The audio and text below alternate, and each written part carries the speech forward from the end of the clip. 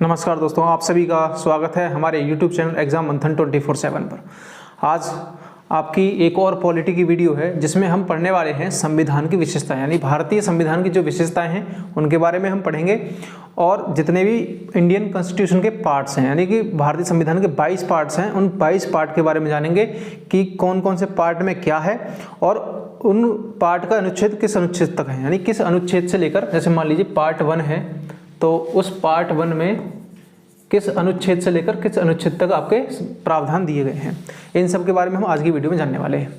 Video शुरू करने से पहले अगर आपने हमारा टेलीग्राम चैनल ज्वाइन नहीं किया है तो आप डिस्क्रिप्शन में जाएं और लिंक पर क्लिक करके आप ज्वाइन कर सकते हैं। वहां पर आपको आज की क्लास की पीडीएफ मिलेगी, पिछली क्लासेस की पीडीएफ भी वहां पड़ी हुई है, तो आप जाएं और वहां ज्वाइन कर सकते हैं। ठीक है, इससे पहले की वीडियो अगर आपने नहीं देखी है तो उन वीडियोज़ को जरूर देखें। तो आज की हम सबसे पहले शुरू करते हैं। पहले पढ़ेंगे हम भारतीय संविधान की विशेषताएँ, उसके बाद हम इंडियन कॉन्स्टिट्यूशन के पार्ट्स के बारे में जानेंगे कि कौन कौन से पार्ट्स में क्या है। ठीक है, सबसे पहले देखते हैं हम भारतीय संविधान की विशेषताएँ। देखिए, इसकी मैंने कुछ विशेषताएं लिखी हुई हैं, इनके बारे में थोड़ा सा मैं आपको समझाऊंगा। जैसे भारत का जो संविधान है वो सबसे लंबा लिखित संविधान है। ठीक है, भारत का संविधान एक तो किस प्रकार का संविधान है, रिटेन यानी लिखित है, और लिखित संविधान होने के साथ साथ ये विश्व का सबसे लंबा लिखित संविधान है, यानी कि इससे बड़ा किसी भी विश्व में कोई भी देश का संविधान नहीं है भारत के संविधान से बड़ा लिखित संविधान। ठीक है, पहला आपका ये हो गया। और देखिए, ब्रिटेन का जो संविधान है वो लिखित नहीं है, अलिखित है। ठीक है, और भारत का संविधान कैसा है, लिखित। और आपको कमेंट में बताना है कि विश्व का सबसे पहला लिखित संविधान कौन सा था। ठीक है, ये आपको कमेंट बॉक्स में आंसर करना है और बताना है कि विश्व का सबसे पहला लिखित संविधान कौन सा था। इसके बाद में बात आती है ना ही लचीला और ना ही कठोर संविधान। इसका अर्थ क्या है कि लचीला का मतलब यह है कि ऐसा संविधान जिसमें आसानी से संविधान संशोधन किया जा सके। ठीक है, यदि किसी भी संविधान में आसानी से संविधान संशोधन हम कर सकें, संविधान में संशोधन कर लें, तो वो संविधान हो जाएगा आपका लचीला संविधान। और कठोर संविधान वो संविधान हो गया कि जिसमें आसानी से संविधान में संशोधन नहीं किया जा सके। तो भारत का जो संविधान है वो ऐसा संविधान है, ना तो लचीला ही है और ना ही कठोर है। क्यों?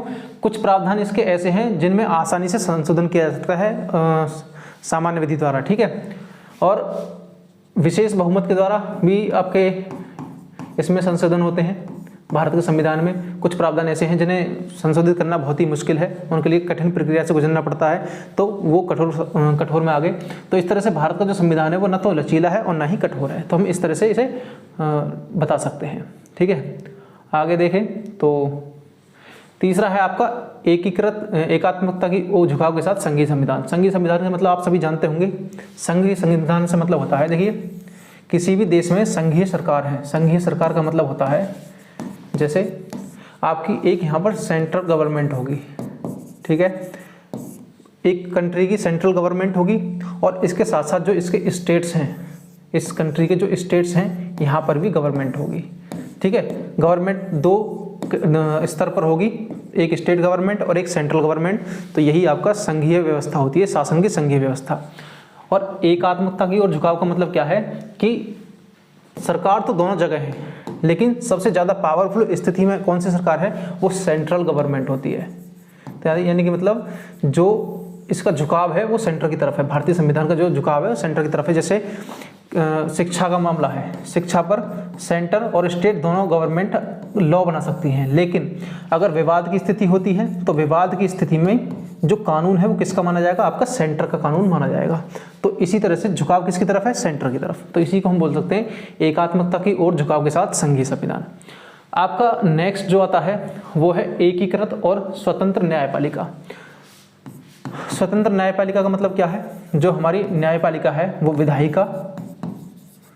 विधायिका जो हमारा कानून बनाती है, जैसे संसद होगी भारत की, और कार्यपालिका के अंतर्गत कौन कौन आता है, जैसे भारत के प्रधानमंत्री आ गए, राष्ट्रपति आ गए, जितने भी सरकारी कर्मचारी हैं, ब्यूरोक्रेट सब आ गए, इनसे स्वतंत्र है, यानी कि ये इनके दबाव में नहीं है। स्वतंत्र न्यायपालिका से मतलब क्या है, देखिए, जो संविधान के इसके न्यायालयों के न्यायाधीश चुने जाते हैं वो न्यायालयों के द्वारा ही चुने जाते हैं, उनका अलग कॉलेजियम सिस्टम होता है। ठीक है, तो ये इस तरह से स्वतंत्र न्यायपालिका है भारतीय संविधान में।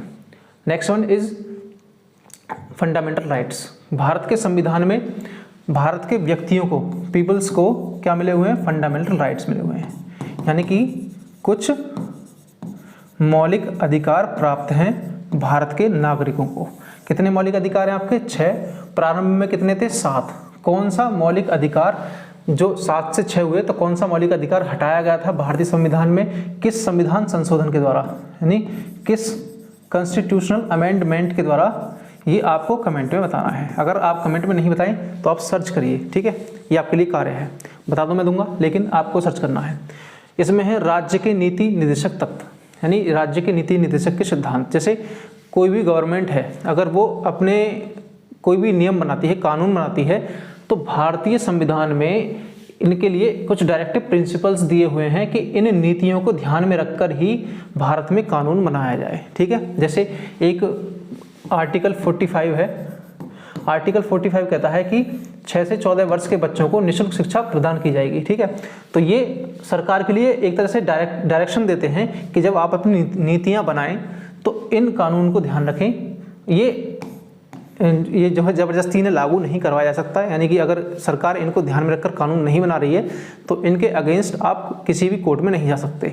लेकिन ये एक तरह से इनका कर्तव्य बनता है कि इन नीतियों का पालन करते हुए ही कानून बनाए कोई भी सरकार, चाहे स्टेट गवर्नमेंट हो चाहे वो सेंट्रल गवर्नमेंट हो, ठीक है। तो ये कुछ हो गए आपके मौलिक कर्तव्य हैं। देखिए, जब हमें मौलिक अधिकार दिए हुए हैं संविधान में, तो संविधान बनाने वालों ने हमसे कुछ एक्सपेक्टेशंस भी की, तो उसमें मौलिक कर्तव्य जोड़े गए। लेकिन मौलिक कर्तव्य मूल संविधान में तो थे नहीं, ठीक है। मौलिक कर्तव्य यानी कि जब हमें कुछ अधिकार मिले हुए हैं तो देश के प्रति हमारे कुछ कर्तव्य भी बनते हैं, तो वो मौलिक कर्तव्य भी हैं। एक धर्मनिरपेक्ष राज्य, यानी भारत का कोई अपना धर्म नहीं है, ठीक है, ये आप सभी जानते हैं। भारत एक सेक्युलर कंट्री है। एंड सार्वभौमिक वयस्क मताधिकार। वयस्क मताधिकार से मतलब क्या है कि जिस व्यक्ति की एज 18+ है तो वो वोट कर सकता है चुनाव में। ऐसा नहीं है कि दो व्यक्ति हैं, दोनों की 18+ एज है, कि एक को तो वोट का अधिकार है, दूसरे को वोट का अधिकार नहीं है, ठीक है। सबके लिए वयस्क मताधिकार है। लास्ट वन इज एकल नागरिकता, यानी सिंगल सिटीजनशिप। इस सिंगल सिटीजनशिप का मतलब क्या है कि जो भारत के व्यक्ति होंगे, भारत के व्यक्ति केवल भारत के ही नागरिक होंगे, ठीक है। भारत के किसी स्टेट, यानी जैसे भारत में 28 स्टेट्स हैं, इन स्टेट्स की नागरिकता नहीं होती, ठीक है। यहाँ के निवासी तो होते हैं व्यक्ति, लेकिन यहाँ की नागरिकता नहीं होती है। तो इसका मतलब क्या हुआ कि यहाँ पर दोहरी नागरिकता का प्रावधान नहीं है, यानी कि एक ही नागरिकता है, वो है केवल भारत की नागरिकता, ठीक है। जैसे USA है, यूनाइटेड स्टेट्स ऑफ अमेरिका, यहाँ पर दोहरी नागरिकता है, यानी USA की नागरिकता है एक तो, और जो इसके 50 स्टेट्स यानी 50 राज्य हैं, इन 50 राज्यों की भी अलग अलग नागरिकता है। कोई आदमी इनका भी नागरिक होगा USA का, और इन स्टेट्स का भी, अगर कोई एक पर्टिकुलर किसी स्टेट से बिलोंग करता है तो वहाँ का भी आपका सिटीजन होगा, ठीक है। तो ये हो गया आपके इंडियन कॉन्स्टिट्यूशन की विशेषताएं, ठीक है। अब बात करते हैं, हम आगे की तरफ चलते हैं। तो इसमें आगे बता दिया संविधान के पार्ट्स की। अब हम पार्ट के बारे में जानेंगे। भारत के संविधान में कुल कितने भाग हैं? वो टोटल 22 भाग हैं, ठीक है।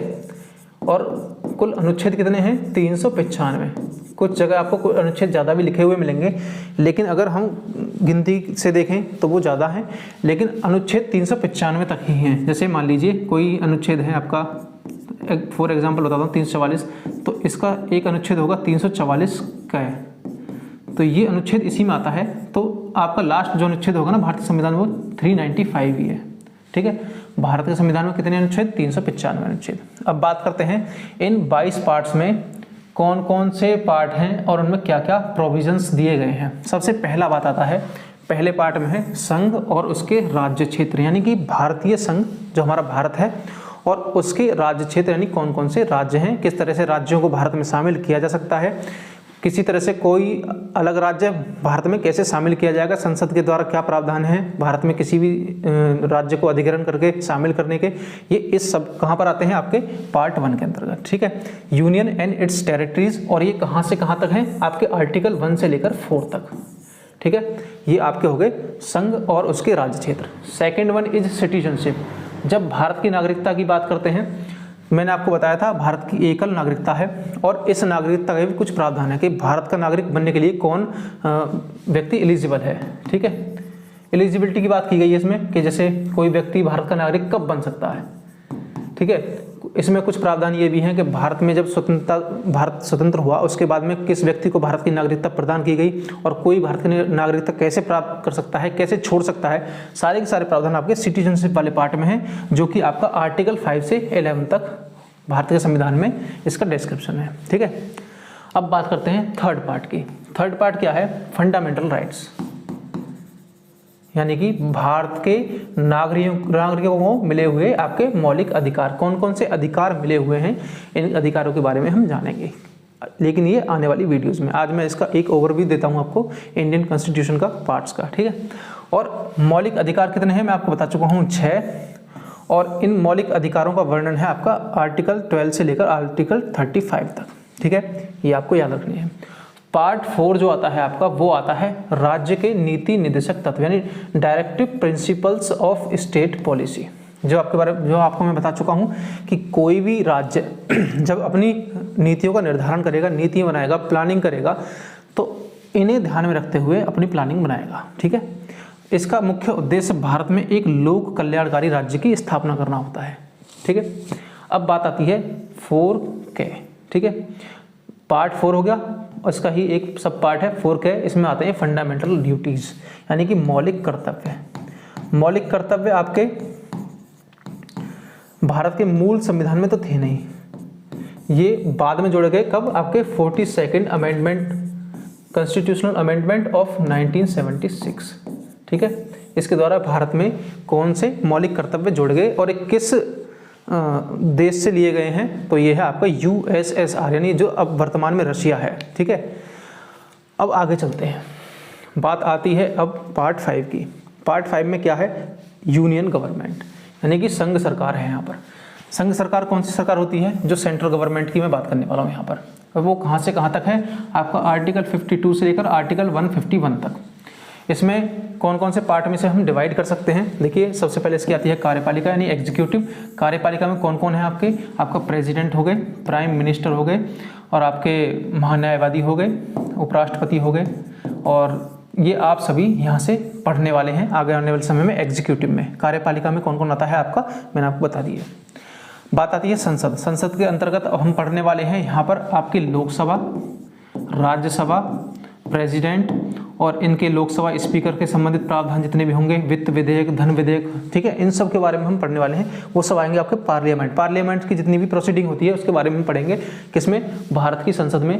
किस पार्ट में? आपके इसके पार्ट 5 में, इसका सब पार्ट 2 होगा इसका। ठीक है, थर्ड पार्ट आता है राष्ट्रपति की विधायी शक्तियाँ। विधायी शक्तियाँ मतलब, अब जो देखिए, राष्ट्रपति की विधायी शक्तियाँ से मतलब है जो राष्ट्रपति कानून बना सके। जैसे संसद का कभी कोई सत्र नहीं चल रहा, तो उस दौरान अगर कोई कानून बनाना पड़े तो राष्ट्रपति एक अध्यादेश जारी करके कानून बना सकता है। तो वो शक्ति जो मिली हुई है भारत के राष्ट्रपति को, वो आर्टिकल 123 के तहत मिली हुई है। तो आप यहाँ से इसे इस तरह समझ सकते हैं। ठीक है, अब बात आती है पार्ट 4, इसी का सब पार्ट है, भाग 5 का ही सब पार्ट है। यह है संघ की न्यायपालिका, यानी यहाँ पे हम सुप्रीम कोर्ट के बारे में पढ़ने वाले हैं। ठीक, संघ की न्यायपालिका कौन सी? Supreme court. राज्यों की न्यायपालिका हाई कोर्ट्स हो गए। तो इनके बारे में पढ़ेंगे। यहाँ पर जितने भी इसके प्रावधान हैं उनके बारे में पढ़ेंगे। फिर पार्ट इसके इसी का सब पार्ट आता है भारत का नियंत्रक एवं महालेखा परीक्षक, जो भारत की सरकार के लेखों की जांच करता है और अपनी रिपोर्ट राष्ट्रपति को सौंपता है। ठीक है, तो ये कौन है आपका? भारत का नियंत्रक एवं महालेखा परीक्षक आपका आएगा आर्टिकल 148 से लेकर 151 तक। इनके आपके अनुच्छेद जो हैं, आर्टिकल्स मैंने डिवाइड इस तरह से किए हुए हैं, आप यहाँ पर देख सकते हैं। बाकी इनकी PDF तो मैं आपको अपने टेलीग्राम चैनल पर प्रोवाइड कराऊंगा ही। आप यहाँ पर इन्हें इस तरह से लिखे नहीं, पढ़ लें। जो मैं PDF दे रहा हूँ वो प्रिंटेबल फॉर्म में होगी, आप प्रिंट निकलवाएं और वहाँ से पढ़ सकते हैं। ठीक है, अब बात करते हैं आगे, नेक्स्ट पार्ट की तरफ चलते हैं। देखिए, मैंने आपको बताया था यूनियन गवर्नमेंट। जिस यूनियन गवर्नमेंट में हमने बात की थी executive, parliament, legislative powers of the president and union judiciary, और अगला कौन सा है आपका? Controller and auditor general of India. ये आपके आर्टिकल्स मैंने आपको डिवाइड कर दिए गए हैं। ठीक है, अब बात करते हैं नेक्स्ट। अब बात आती है राज्य सरकारों की। पार्ट 5 हमने पढ़ लिया। पार्ट 5 किससे संबंधित था आपका? सेंट्रल गवर्नमेंट से, यानी यूनियन गवर्नमेंट से। अब बात आती है यूनियन के बाद में हम चलते हैं अब स्टेट्स की तरफ। स्टेट्स की गवर्नमेंट की बात करेंगे तो वही प्रोसीजर सीधा, जो कार्यपालिका यूनियन में थी। अब हम यहाँ पर स्टेट कार्यपालिका के बारे में बात करेंगे, स्टेट एग्जीक्यूटिव के बारे में। जब यहाँ पर संसद की बात हो रही थी, यहाँ पर राज्य विधानमंडल की बात करेंगे, जो राज्यों में कानून बनाती है विधानमंडल। इनके आर्टिकल्स 152 से 167 आप किसके, एग्जीक्यूटिव के। एंड राज्य विधानमंडल के आपके आर्टिकल 168 से आपके 212 यानी 212 तक। राज्यपाल की विधायी शक्तियाँ, जो अध्यादेश जारी करने की शक्ति वहाँ राष्ट्रपति की थी पार्ट 5 में, वो अध्यादेश जारी करने की शक्ति आपकी राज्यपाल की होती है स्टेट्स में। किस आर्टिकल के अंतर्गत, 213 के अंतर्गत, ठीक है। राज्यों से के उच्च न्यायालय, वहाँ पर कौन था आपका, यूनियन जुडिशरी थी। यहाँ पर आपकी स्टेट के जो हैं वो हाई कोर्ट्स हैं, वो आते हैं आपके अनुच्छेद 214 से लेकर 232 तक, ठीक है। फिर आती है बात यहाँ पर अधीनस्थ न्यायालयों की, जो जिला न्यायालय होते हैं उनके बारे में पढ़ेंगे, किस तरह से वहाँ पर डिवीजन है, मुंसिफ न्यायालय वगैरह कैसे होते हैं, हम उन्हें पढ़ने वाले हैं। आर्टिकल 233 से आपका 237 तक। ये हो गई आपकी स्टेट गवर्नमेंट की बात। किस पार्ट की बात हो रही है अब, ये पार्ट 6 की बात हो रही है, यानी इस भारतीय संविधान के 6ठे पार्ट की, ठीक है।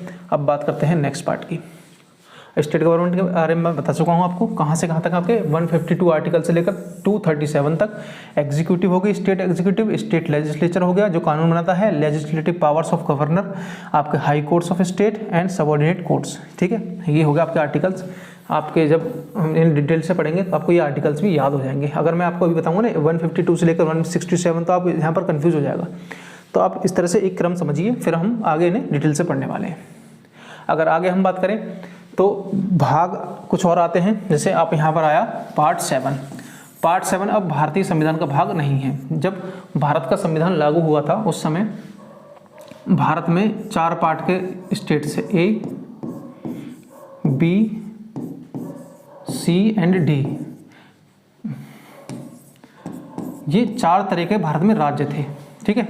ए श्रेणी में कुछ राज्य आते थे, बी श्रेणी में कुछ राज्य आते थे, फिर सी श्रेणी में कुछ राज्य आते थे, डी श्रेणी में कुछ राज्य आते थे। फिर हुआ क्या कि राज्य पुनर्गठन आयोग के द्वारा फिर राज्यों का दोबारा से पुनर्गठन किया गया, तो तभी ये संविधान से हटा दिए गए, ठीक है। अब ये पार्ट्स ए, बी, सी श्रेणी वाले पार्ट नहीं रहे। अब 2 ही तरह के पार्ट्स होते हैं आपके, स्टेट होंगे या फिर आपकी यूनियन टेरिटरी होंगी, यूटीज होंगी, ठीक है। तो आपका ये पार्ट आपका निरस्त हो गया, पार्ट 7, ठीक है। अब बात आती है पार्ट 8। इसमें कौन कौन है, यूटीज, यानी अभी हम स्टेट के बारे में बात कर चुके हैं, भारत की कार्यपालिका और राज्य की कार्यपालिका, विधायिका, संसद वगैरह बारे में। अब बात आती है यूटीज के बारे में, ठीक है। यूनियन की बात हो गई, स्टेट्स की बात हो गई। अब स्टेट्स के बाद में बात होगी आपकी यूटीज की, यानी यूनियन टेरिटरीज की, संघ राज्य क्षेत्रों के बारे में। जितने भी उनसे संबंधित प्रावधान है आपके कहाँ पर, भाग 8 में आपके आर्टिकल 239 से लेकर 242 तक। अब बात आती है पंचायतें। पंचायत के बारे में बात आती है, तो ये आपकी कहाँ पर है, अनुच्छेद 243 से लेकर 243 में, ठीक है। यहाँ पर ये आपका दिया हुआ है। फिर बात आती है नगर पालिकाओं की, फिर सहकारी समितियों की। नगर पालिकाएँ हो गई, म्यूनसिपैलिटीज़ हो गई, उनके बारे में जो आपका डिस्क्रिप्शन कहाँ पर है, पार्ट 9 में। फिर सहकारी समिति हो गई, कोऑपरेटिव सोसाइटीज़ हो गई, ठीक है, इनके बारे में पढ़ेंगे। भाग 10 आपका अनुसूचित जाति और जनजातीय क्षेत्रों के प्रशासन से संबंधित है, इनके लिए क्या क्या विशेषताएँ हैं, ठीक है, उनके बारे में पढ़ेंगे हम। भाग 11 में संघ और राज्यों के बीच संबंध है, कौन कौन से, देखिए यूनियन है हमारी, केंद्र सरकार है और एक होती है राज्य सरकार। केंद्र और राज्य सरकारों के बीच में देखिए ऐसा भी हो सकता है कि कानून को लेकर विवाद हो जाए, फाइनेंस को लेकर विवाद हो जाए, मनी को लेकर विवाद हो जाए। तो इन विवादों को सुलझाने के लिए यहाँ पर भारत के संविधान में कुछ प्रावधान दिए गए हैं। जो कानून संबंधित प्रावधान है वो विधायी संबंध में आते हैं, और जो आपके मनी से रिलेटेड प्रावधान, सॉरी ये प्रशासन संबंधित हो गए। केंद्र राज्य संबंध हम आगे पढ़ने वाले हैं, ठीक है, उसी में आएगा केंद्र राज्य संबंध में आपका फाइनेंस से रिलेटेड, ठीक है। ये हो गया आपका, यहाँ इनके कुछ रिलेटिव चीज़ें हो गई स्टेट और सेंटर के बीच में। अब बात आती है पार्ट 12, भाग 12 की बात करें तो यहाँ पर फाइनेंस और संपत्ति, संविदाएं और वाद, ठीक है, finance, property, contracts and litigations के बारे में पढ़ेंगे हम। इसके बाद में यहाँ पर इसके सब पार्ट्स किए गए हैं, मैंने आपको दिखाए होंगे, ये दिख रहे हैं, ठीक है। फिर बात आती है पार्ट 13 की, भारत के राज्य क्षेत्र के भीतर व्यापार, वाणिज्य एवं समागम, ठीक है, इसके बारे में जितनी प्रावधान है हम पढ़ने वाले हैं। अब बात आती है पार्ट 14, भारत के संघ और राज्यों के अधीन सेवाएं, जो आपके यूपीएससी हो गए, ठीक है। यूपीएससी के बारे में हम कहाँ पढ़ेंगे, इस पार्ट में पढ़ेंगे। स्टेट पीएससी के बारे में हम कहाँ पढ़ेंगे, जो राज्यों की लोक सेवा आयोग हैं उनके बारे में हम यहाँ पढ़ेंगे। कहाँ पर, आर्टिकल 308 से लेकर 323 तक, ठीक है। फिर बात आती है इसके बाद में पार्ट 15 की निर्वाचन संबंधित, इलेक्शन से संबंधित। इलेक्शन के बारे में पढ़ेंगे हम आर्टिकल 324 से 329 के तक। फिर बात आती है भाग 16 यानी पार्ट 16, इसके बारे में कुछ वर्गों से संबंधित विशेष प्रावधान है, जैसे SC ST हो गए, OBC हो गए आपके, और यहाँ पर एंग्लो इंडियंस हो गए। लेकिन एंग्लो इंडियंस के रिलेटेड जितने प्रावधान थे वो भारतीय संविधान से अब खत्म कर दिए गए हैं, ठीक है। इनके बारे में हम अब नहीं पढ़ेंगे। इनसे रिलेटेड जो भी आर्टिकल्स हैं वो खत्म कर दिए गए हैं। इनका जो मनोनयन होता था आपके लोकसभा और राज्यसभा वगैरह में, तो वो भी अब खत्म कर दिया गया है। अब 17 पार्ट जो है भारत के संविधान का, वो आता है आपका ऑफिशियल लैंग्वेज के बारे में। भारत की जो राजभाषा है वो हिंदी है। उसके बारे में जितने भी प्रावधान हैं वो कहाँ पर हैं, आपके आर्टिकल 343 से 351 तक। इन सब प्रावधानों के बारे में हम पढ़ेंगे कौन से पार्ट में, पार्ट 17 में। अब आगे अगर हम चलें तो आगे बात आती है आपकी पार्ट 18 की। इसमें क्या है, आपके आपात उपबंध यानी इमरजेंसी प्रोविजंस। यहाँ पर 3 प्रकार की इमरजेंसी के बारे में बात की गई है, उन्हें भी पढ़ेंगे हम, ठीक है। राष्ट्रीय आपातकाल हो गया, राष्ट्रपति शासन हो गया, वित्त आपातकाल हो गया, इन सब के बारे में हम पढ़ेंगे आर्टिकल 352 से लेकर 360 के दौरान, ठीक है। इसमें प्रकीर्ण में आगे आपके जैसे जो भारत के राष्ट्रपति हैं और इनके राज्यपाल हैं, इनके विशेषाधिकार, जैसे जो राष्ट्रपति और राज्यपाल जो अपने पद पर रहते हुए कार्य करेंगे वो किसी भी न्यायालय के प्रति जवाबदेह नहीं है। इनके बारे में हम पढ़ेंगे कहाँ पर, आपके पार्ट 19 पर, प्रकीर्ण में। पार्ट 20 है आपका संविधान संशोधन, यानी कि भारत के संविधान में संशोधन किस प्रकार से किया जा सकता है, ठीक है। सामान्य बहुमत के द्वारा, विशेष बहुमत के द्वारा, और एक होता है आपका विशेष बहुमत के साथ साथ आधे से अधिक राज्यों के बहुमत के द्वारा, ठीक है। 3 तरह से भारतीय संविधान में संशोधन किया जा सकता है। इसे हम पढ़ने वाले हैं आर्टिकल 368 के अंतर्गत, ठीक है। अब ये कुछ पार्ट बाद में है अब, ठीक। अब आपके यहाँ पर कुछ ये पार्ट इसके लास्ट में जो होते हैं ना, जैसे संक्षिप्त नाम वगैरह हो गए और इनके बारे में है, ठीक है। तो ये आपके इस तरह से हम भारतीय संविधान को हम इस तरह से 22 पार्ट्स में डिवाइड कर सकते हैं। तो आज की वीडियो हमने जो पढ़ा, पहले तो हमने जाना भारतीय संविधान की विशेषताएं। उन विशेषताओं में मैंने आपको लगभग 10 विशेषताएं बताई, कौन कौन सी विशेषताएं हैं भारत के संविधान में। फिर उसके बाद में हमने पार्ट्स के बारे में जाना कि कौन कौन से पार्ट्स में क्या क्या प्रावधान है, और इसी तरह से हम वीडियो में पढ़ने वाले हैं। जैसे आपकी एक वीडियो होगी आपकी सिटीजनशिप की, और उसके बाद फिर फंडामेंटल राइट्स की होगी आपकी, फिर DPSPs की होगी, फिर आपकी यूनियन की होगी, आपकी यूनियन गवर्नमेंट की, फिर स्टेट गवर्नमेंट की होगी। इस तरह से हम एक क्रम में ही पढ़ने वाले हैं, ठीक है। तो आज की वीडियो उम्मीद है आपको ओवरव्यू मुझे अच्छा लगा होगा। अगर आपको अच्छा लगा है तो वीडियो को लाइक और शेयर जरूर करें, और अगली वीडियो मिलते हैं आपसे जो कि हमारी होने वाली है अनुसूचियों से रिलेटेड, ठीक है। उनके बारे में हम पढ़ेंगे अच्छे से, और कौन कौन से प्रावधान भारत के संविधान में अन्य देशों से लिए गए हैं उनके बारे में हम उस वीडियो में पढ़ने वाले हैं, ठीक है। तो इस वीडियो को लाइक और शेयर जरूर करें। मिलते हैं आपसे अगली वीडियो में, तब तक के लिए नमस्कार एंड थैंक यू।